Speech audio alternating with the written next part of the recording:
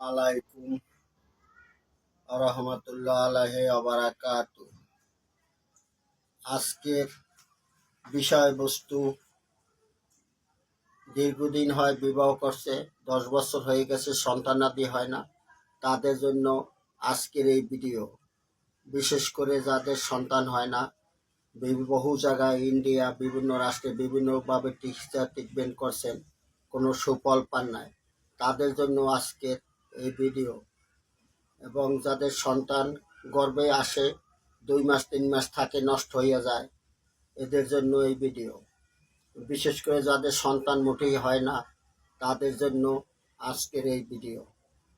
যাদের সন্তান হয় না, দ্রুত স্ক্রিনের এই নাম্বারে আপনারা যোগাযোগ করবেন এবং ভিডিওতে লাইক শেয়ার কমেন্ট করবেন।